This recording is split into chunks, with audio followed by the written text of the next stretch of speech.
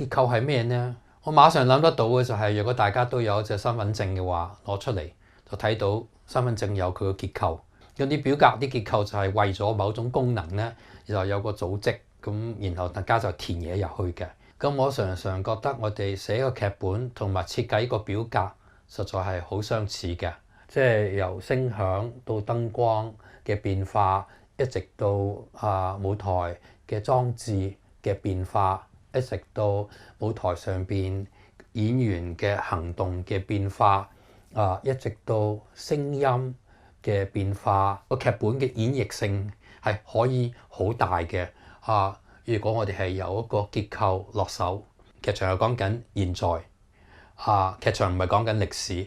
所謂reality show 佢係咪真係 reality？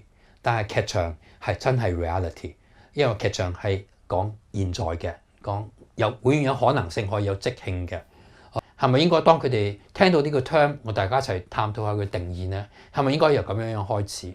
咁我常常覺得由結構去討論呢啲社會上邊嘅藝術現象呢係重要嘅。